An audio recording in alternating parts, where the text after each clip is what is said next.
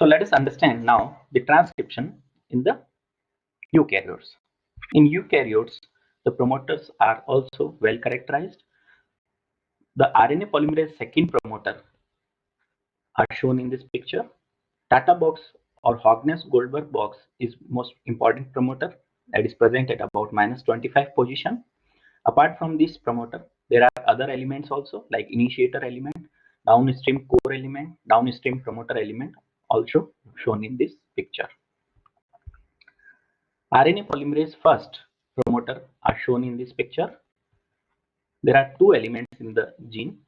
One is core promoter that extends downstream of the transcription start site down up to +20 stage and it spans from -45 to +20. And there is one more upstream core element present between -100 to -150. Then in this diagram, the promoter for the RNA polymerase third are shown.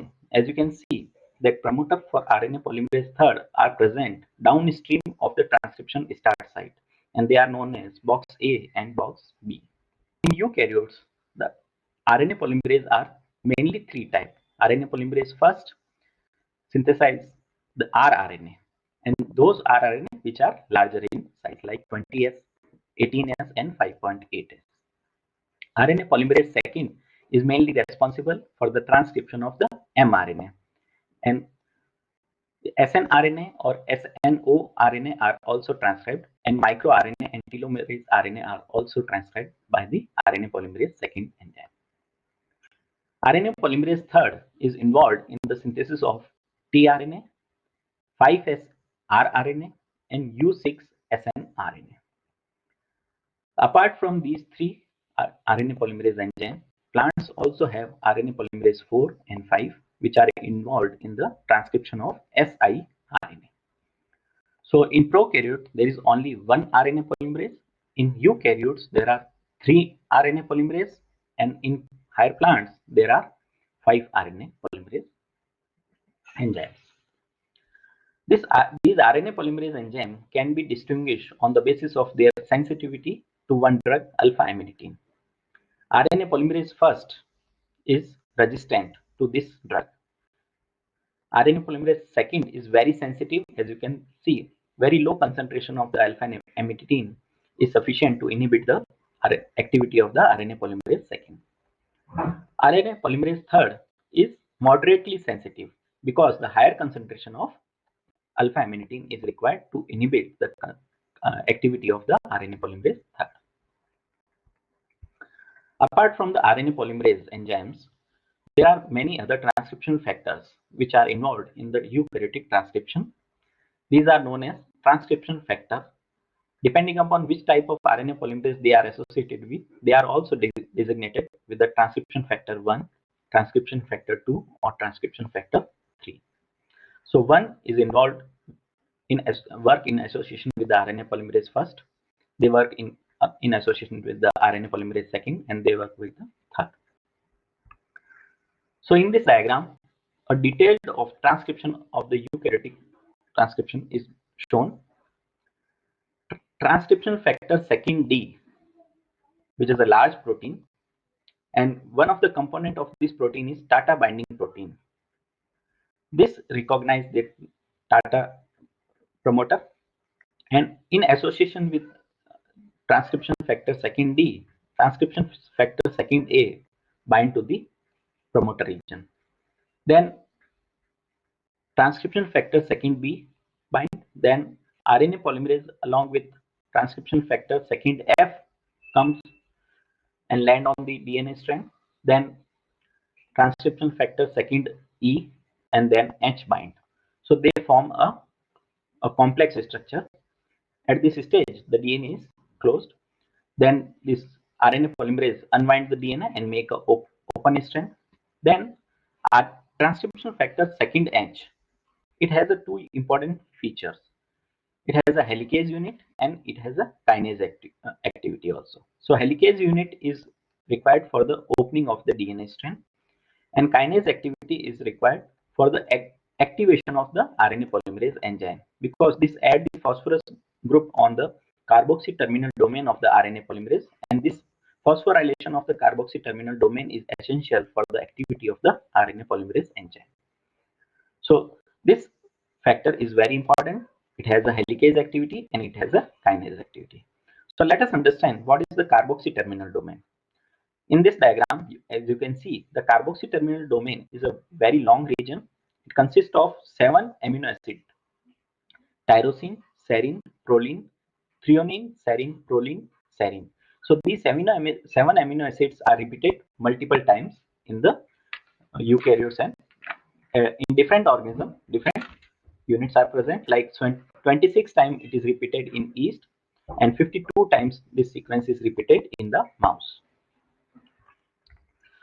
So in this picture, the detailed function of each of the transcriptional factor is mentioned. A is required to stabilize the data binding protein, like B is required to recruitment for the RNP. Second, D is essential for the recognition of the data box. E recruit the H, and F is required for promoter targeting, and H is required for the kinase and helicase activity. In this picture, condition of the carboxy terminal domain is mentioned. Initially, there is no phosphorylation on the carboxy terminal domain tail when there is no transcription. At the start of the transcription, the serine at the 5th position is phosphorylated. And at the same time, since the transcription has started, capping is also happening at the 5' end of the mRNA in eukaryote. Then during elongation phase, the second amino acid of the sequence of the CTD, serine, is phosphorylated. And during this stage, splicing of the mRNA is also occurring. So phosphorylation state is changes from the initiation to elongation phase. Initiation, it is the serine at the 5th position. Then elongation, it is the serine at the 6th position. And remember, these 7 amino acids are repeated 26 times in yeast. So if 26 serines are phosphorylated at the 2nd position, and 52 times this unit is repeated in the mouse.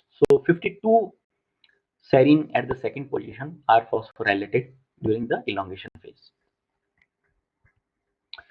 Apart from the RNA polymerase and transcription factor, there are many other additional proteins which are required for the transcription in the eukaryotes.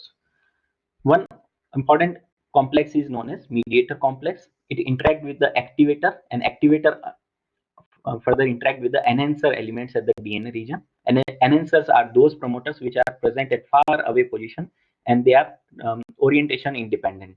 So activator interact with the mediator complex, and mediator complex interact with the RNA polymerase enzyme. In this diagram, all the subunits of the yeast mediator are shown. In this diagram, all the mediator complex of the human mediator, all the subunits of the mediator complex of the human is mentioned. So apart from RNA transcription, there is one more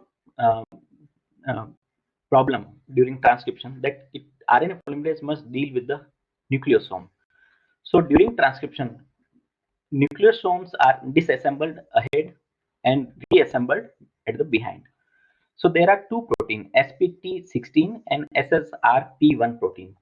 These two proteins disassemble the S2A and S2B dimer from this nucleosome, and therefore they help in nucleosome disassembly ahead of the transcription. So here the DNA is easy to DNA strand are easy to separate, and the transcription can be easily facilitated. Behind the transcription, once the transcription has occurred, so this nucleosome are reassembled by these protein SPT6, SSRP1 and SPT16. Again, the S2A and S2B dimers are again associated with the nucleosome, and they form a complete nucleosome structure.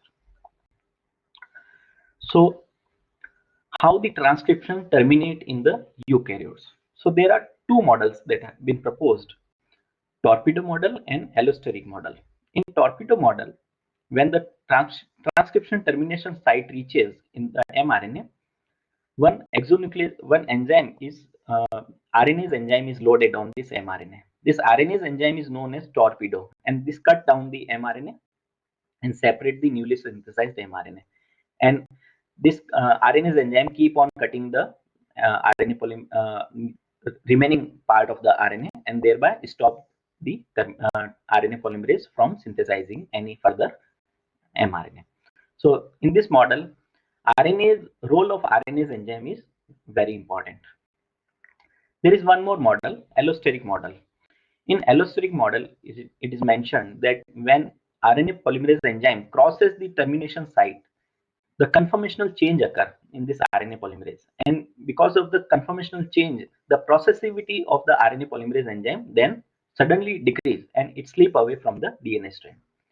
Here also, finally the mRNA is cut down by the RNase enzyme, and poly A tail is added. But it is not shown in this diagram because the main termination occur because of the conformational change in the RNA enzyme. So allosteric model says that RNA polymerase conformational change after passing this sequence help in termination. In this model, RNase enzyme is responsible for the transcription termination.